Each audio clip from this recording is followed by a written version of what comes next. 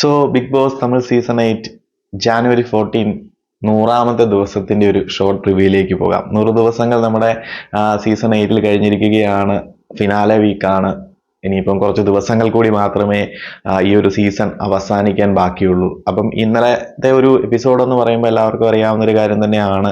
Highlight എന്ന് പറയുന്നത് നമ്മുടെ മണി ബോക്സ് വെച്ചു.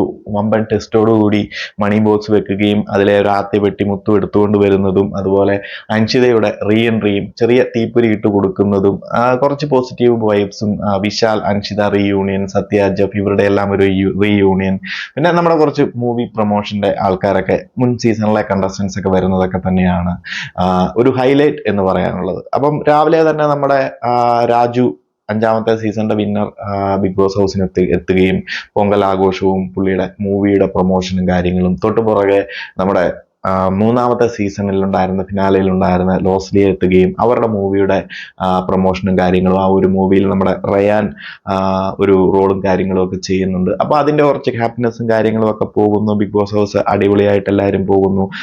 പൊങ്കലിന്റെ സെലിബ്രേഷനും കാര്യങ്ങളും, അതിനിടയിൽ കുറെ ഡിസ്കഷൻസ് ഒക്കെ, ഫിനാലയിലേക്ക് ആര് പോകും അതും ഇതൊക്കെ പോകും, കുറച്ച് PR വർക്കിന്റെ കാര്യങ്ങൾ, വന്ന കുറച്ച് ചലഞ്ചിങ് 8 ആയിട്ട് വന്ന കുറച്ച് കണ്ടസ്റ്റൻസിന്റെ കുറച്ച് സംഭവങ്ങളും കാര്യങ്ങളും, നമ്മുടെ രവീന്ദ്രന്റെ കുറച്ച് മാസ് എന്ന് പുള്ളി തന്നെ വിചാരിച്ചുകൊണ്ട് പ്ലാൻ ചെയ്യുന്ന സംഭവങ്ങൾ, ഒരു സോഫയിൽ പോയിരുന്നു കൊണ്ട് ഓരോ കണ്ടസ്റ്റൻസിനെയും വിളിച്ചും പുള്ളിയുടെ കുറച്ച് അഭിപ്രായങ്ങളും പുള്ളി വിചാരിക്കുന്നത് പോലെയാണ് കാര്യങ്ങളൊക്കെ നടക്കുന്നതെന്നൊക്കെ പറഞ്ഞ് കുറച്ച് സംഭവങ്ങളൊക്കെ കാണിച്ചു കൂട്ടുന്നു.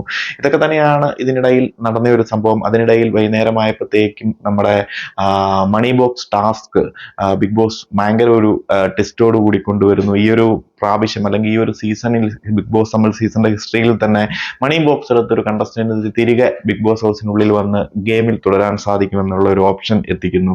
അതായത് നമ്മുടെ മെയിൻ ഡോർ തുറന്ന് ഇത്ര മീറ്റർ ഡിസ്റ്റൻസിൽ മണി ബോക്സ് വെച്ചിട്ടുണ്ടായിരിക്കും, ഇത്ര സമയത്തിനുള്ളിൽ അത് എടുത്തുകൊണ്ട് വരണം. ഓരോ എമൗണ്ടിനും ഓരോ സമയങ്ങളും ഓരോ ഡിസ്റ്റൻസും കാര്യങ്ങളും ഒക്കെ ആയിരിക്കും കൊടുക്കുന്നത്. അപ്പോൾ ആദ്യം ഒരു 50,000 രൂപയും 30 മീറ്റർ 15 സെക്കൻഡിനുള്ളിൽ എടുത്തിട്ട് വന്നു കഴിഞ്ഞാൽ ആ ഒരു എമൗണ്ടും ആ ഒരു കണ്ടസ്റ്റന്റിന് മത്സരത്തിൽ തുടരാൻ സാധിക്കും. എടുത്തില്ല എന്നുണ്ടെന്നുണ്ടെങ്കിൽ ആ ഒരു കണ്ടസ്റ്റൻസിന് ആ ഒരു എമൗണ്ടും ലഭിക്കത്തില്ല, അതുപോലെ തന്നെ ഈ ഒരു സീസണിൽ നിന്ന് എവിക്റ്റ് ആകുകയും ചെയ്യും. അപ്പം ആ ഒരു റിസ്ക് ഫാക്ടർ അതിനകത്തുണ്ട്. കണ്ടസ്റ്റൻസ് ഒക്കെ അതിന്റെ ഒരു വറീസിലാണ്. ഇത് സംബന്ധിച്ച് സ്പീഡ് ഉള്ളവർക്കും കുറച്ച് മെന്റൽ പവർ ഉള്ളവരെ സംബന്ധിച്ച് മാത്രമേ പറ്റത്തുള്ളൂ. കാരണം കുറച്ച് ആ ഒരു സമയത്തിനുള്ളിൽ നമ്മൾ അവിടെ പോയി തിരിച്ചെത്തുക തന്നെ വേണം. കാരണം അത് അത്രയ്ക്കുമുള്ള ഒരു ഫ്രീ ടൈമിംഗ് ഒന്നും കൊടുക്കുന്നില്ല, വളരെ ഷോർട്ട് ആയിട്ടുള്ള ടൈമും കാര്യങ്ങളും ഒക്കെ കൊടുക്കുന്നുള്ളൂ. അപ്പൊ അതിനുള്ളിൽ നമ്മൾ ഓടുക മാത്രമല്ല, കുറച്ച് മെന്റൽ പവറും കൂടി ഉണ്ടെങ്കിൽ മാത്രമേ ഈ ഒരു ടാസ്ക് കംപ്ലീറ്റ് ചെയ്ത് തിരിച്ചു വരാൻ സാധിക്കത്തുള്ളൂ. അതിൽ ഗേൾസിനെ സംബന്ധിച്ച് ഇതൊക്കെ ചെയ്യാൻ കുറച്ച് ബുദ്ധിമുട്ടാണ്. അതിന്റെ പേരിൽ ഗേൾസിന്റെ സൈഡിൽ കുറച്ച് മനപ്രയാസവും കാര്യങ്ങളും, അതിൽ കുറച്ച് മെന്റലി ഡിപ്രസ് ആയിട്ടിരിക്കുന്ന ജാക്കലിനെയൊക്കെ നമ്മൾ കണ്ടു.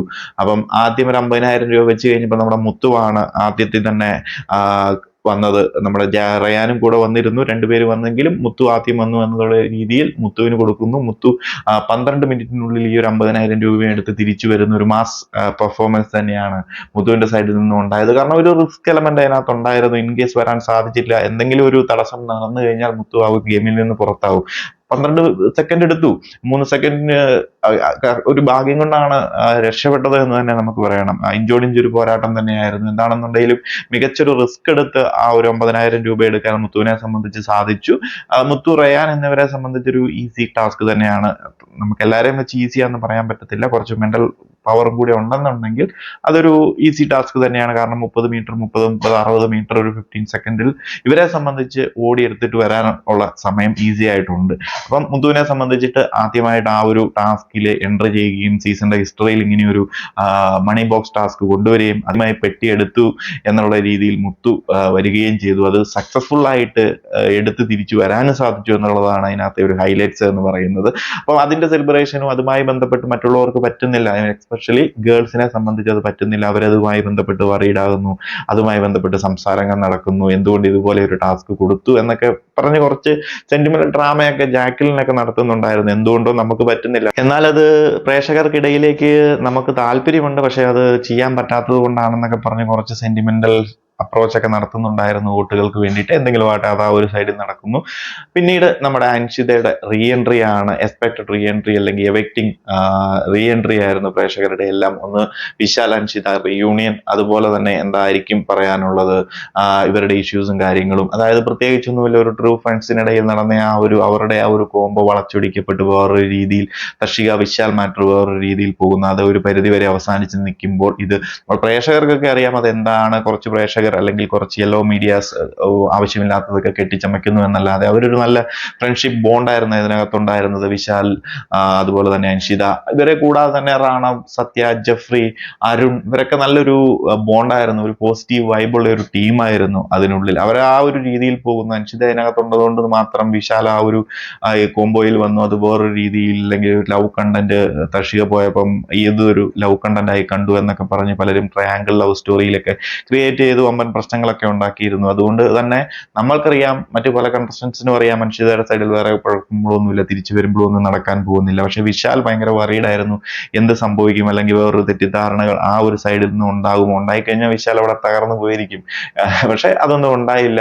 വന്ന ഉടനെ തന്നെ എല്ലാവരെയും ഹഗ് ചെയ്യുന്ന കൂട്ടത്തിൽ നല്ലൊരു എന്താ പറയുക, ആ ഒരു ഫ്രണ്ട്ഷിപ്പ് ബോണ്ട് അവിടെ പുനഃസ്ഥാപിക്കുന്ന ഒരു അവസ്ഥയാണ് കണ്ടത്. ഇവര് ഹഗ് ചെയ്ത് കാര്യങ്ങളൊക്കെ പറഞ്ഞ് എന്ത് വന്നു കഴിഞ്ഞാലും പാത്തിക്കളാം, അത്രേ ഉള്ളൂ. എന്ത് നടന്നാലും എന്തും ആയിക്കോട്ടെ, വെറുതെ ആവശ്യമില്ലാത്ത കാര്യങ്ങളിലൊന്നും ചിന്തിച്ച് മറ്റുള്ളവർ പറയുന്നതും കേട്ട് തളരേണ്ട ആവശ്യമില്ല, നമുക്ക് നോക്കാം അത്രേ ഉള്ളൂ. ആ ഒരു സംഭവം മാത്രമേ ഉള്ളൂ. അതാണ് ശരിക്കുള്ള ഒരു ഫ്രണ്ട്ഷിപ്പിന്റെ ഒരു ബോണ്ട്. അതായത് ഒരു ഫ്രണ്ടിനെ മറ്റൊരു ആൾക്കാർ കൂടി ആക്രമിച്ചപ്പോൾ വിട്ടുകൊടുക്കാൻ കാണിക്കാത്ത ഒരു പ്യുവർ സോൾ ആണ് നമ്മൾ നശ്യതയിൽ ആ ഒരു സമയത്ത് നമ്മൾ കണ്ടത്. എന്നാണെന്നുണ്ടെങ്കിലും വളരെ മികച്ച രീതിയിൽ തന്നെ നിന്നു. സത്യ, ജെഫ്രി ഒക്കെ ആ ഒരു കൂട്ടത്തിൽ ഉണ്ടായിരുന്നു. അവർക്കറിയാം, എങ്കിൽ പോലും അവരും വിശാലിനോടൊന്നും പറഞ്ഞിരുന്നില്ല ഇങ്ങനെയൊക്കെയാണ്, പുറത്ത് വേറെ പ്രശ്നങ്ങളൊന്നുമില്ല. ഇവരുടെ ഒരു അൻഷിതയുടെ വരവിനും കൂടെ വേണ്ടി കാത്തിരിക്കുക തന്നെയായിരുന്നു. എന്താണെങ്കിലും നല്ല രീതിയിൽ തന്നെ അത് അവസാനിച്ചു. അവരുടെ പ്രശ്നങ്ങളൊന്നുമില്ല. വിശാലിനാണെന്നുണ്ടെങ്കിൽ ഹാപ്പിയായി, പഴയ ആ ഒരു സാഡ് മൂമെന്റ്സ് ഒക്കെ പോയി നല്ല രീതിയിലേക്ക് വന്നു. അപ്പം അങ്ങനെ ഇരിക്കുന്നു ആ ഒരു മാറ്ററും കാര്യങ്ങളും. അതിനിടയിൽ അൻഷിത വന്ന ആ ഒരു സമയത്ത് എല്ലാവരെയും നമ്മുടെ ലിവിംഗ് റൂമിൽ വിളിച്ചിരുത്തി ചെറിയൊരു തീപ്പൊരി ഇട്ട് കൊടുക്കുന്നു. വേറൊന്നുമല്ല, നമുക്കറിയാവുന്ന കാര്യമാണ്. ഒരു ചലഞ്ചിങ് 8 എന്ന് പറഞ്ഞ് കുറച്ച് പേര് വന്നിട്ട് എല്ലാ കണ്ടസ്റ്റൻസിനെ അനാവശ്യമായിട്ട് ആക്രമിച്ച് അവർക്കൊരു ഗെയിം കളിക്കാൻ ഒരു അവസരം ഉണ്ടായിരുന്നു. അത് പ്രോപ്പറായിട്ട് വിനിയോഗിക്കാതെ അനാവശ്യമായിട്ട് പുറത്തെ കാര്യങ്ങളൊക്കെ എടുത്തിട്ട് അനാവശ്യമായിട്ട് ഓരോ കണ്ടസ്റ്റൻസിനെയും കുത്തി, പേഴ്സണൽ മാറ്റേഴ്സിലൊക്കെ ഇട്ട് കുത്തി, PR വർക്കിന്റെ ഒക്കെ കാര്യം പറഞ്ഞ് നമ്മുടെ സൗന്ദര്യയൊക്കെ വളരെ ഇമോഷണലി ബ്രേക്ക് ഡൗൺ ആക്കിയ ഒരു അവസ്ഥയൊക്കെ ഉണ്ടായിരുന്നു. കാരണം നമുക്ക് എല്ലാവർക്കും അറിയാം സൗന്ദര്യമൊക്കെ ഒന്നും ചെയ്യാതെ ഇതുവരെ നിന്ന് പോരുന്ന ഒരു കണ്ടസ്റ്റന്റ് ആണ്. എന്നാൽ സൗന്ദര്യം മാത്രമല്ല, പലർക്കും അവിടെ PR ഉണ്ട്. പക്ഷെ പറഞ്ഞു വന്നപ്പോൾ എല്ലാവരും കൂടി സൗന്ദര്യം മാത്രം അറ്റാക്ക് ചെയ്യുന്ന ഒരു രീതിയിലേക്ക് വന്നു. പേഴ്സണലി അറ്റാക്ക് ചെയ്ത് ഇമോഷണലി ബ്രേക്ക് ഡൗൺ ആക്കുന്ന ഒരു അവസ്ഥയിലേക്ക്. അപ്പം പ്രേക്ഷകരും അതുപോലെ തന്നെ സൗന്ദര്യ ഫാൻസും ഒക്കെ വളരെ ഇതായിരുന്നു. അൻഷിത ചെന്ന സമയത്ത് നമ്മുടെ സൗന്ദര്യക്ക് ഒരു നല്ലൊരു ഹഗ് കൊടുത്തു. കൂടത്തിൽ തന്നെ പറയുന്നു, സൗന്ദര്യക്ക് പുറത്ത് PR ഉണ്ടെന്നുണ്ടെങ്കിൽ മുത്തുകുമരന് ഈ ബിഗ് ബോസ് ഹൗസിനുള്ളിൽ തന്നെ PR വർക്ക് നടക്കുന്നുണ്ടെന്നും പറഞ്ഞൊരു തീപ്പൊരി ഇട്ട് കൊടുക്കുന്നു. അത് നമ്മുടെ രവീന്ദ്രന്, സുനിത, അതുപോലെ തന്നെ മുത്തുകുമരൻ അവിടെ വന്നിരുന്ന് സപ്പോർട്ട് ചെയ്ത സാച്ചന, ഇവർക്കൊക്കെ അത് ശരിക്കും കൊണ്ടു. അവർക്ക് മനസ്സിലായത് അവരെ ഉദ്ദേശിച്ച് പറഞ്ഞതാണ്, കൂടുതലൊന്നും പറഞ്ഞില്ല. അതും മുത്തുകുമരനും ഫീൽ ചെയ്തു. മുത്തുകുമരൻ അതിനെപ്പറ്റി വന്ന് സംസാരിക്കുന്നു. അൻഷിത അതും ക്ലിയർ ചെയ്തു. അത് അവർക്കുള്ള പ്രശ്നമോ അല്ലെങ്കിൽ മുത്തുകുമരൻ പ്രോപ്പറായിട്ട് കളിക്കുന്നില്ല PR വെച്ചത് കൊണ്ടോ ഒന്നുമല്ല. മുത്തുകുമരൻ നല്ല രീതിയിൽ തന്നെ കളിക്കുന്നുണ്ട്. മുത്തുകുമരൻ നല്ലൊരു പ്രേക്ഷക സപ്പോർട്ട് ഉണ്ട്. അത് വിൻ ചെയ്ത് വന്നു കഴിഞ്ഞാൽ ആ വിക്ടറിയിൽ പോലും ക്രെഡിറ്റ് തട്ടിയെടുക്കാൻ മറ്റു പലരുമുണ്ട്. എസ്പെഷ്യലി നമുക്കറിയാവുന്ന കാര്യം തന്നെയാണ്, നമ്മുടെ ഫാറ്റ്മാൻ രവീന്ദ്രൻ ശരിയാണ് ഡ്രാമ കളിച്ചുകൊണ്ടിരിക്കുന്ന ഒരു വ്യക്തിയാണ് അതിനുള്ളിൽ. പുള്ളിക്ക് എല്ലാത്തിൻ്റെയും ക്രെഡിറ്റ് വേണം. ആ ഒരു സോഫയിൽ പോയിരുന്ന് ഓരോ കാര്യങ്ങളും അനലൈസ് ചെയ്ത് ഞാൻ ഇങ്ങനെയാണ്, അങ്ങനെയാണ്, ഇതുപോലെ നടക്കും, അതുപോലെ നടക്കും, ഓരോ കണ്ടസ്റ്റന്റും അങ്ങനെയാണ് ഇങ്ങനെയാണെന്നെല്ലാം പറഞ്ഞ് പുള്ളി പറയുന്നത് പോലെ കാര്യങ്ങൾ നടക്കണം, പുള്ളി വിചാരിക്കുന്നത് പോലെ കാര്യങ്ങൾ നടക്കണം. മുത്തുകുമാരന്റെ വിക്ടറിയിൽ പോലും പുള്ളി മുത്തുകുമാരനെ സപ്പോർട്ട് ചെയ്യുന്ന ഒരു കണ്ടസ്റ്റന്റ് ആണ്.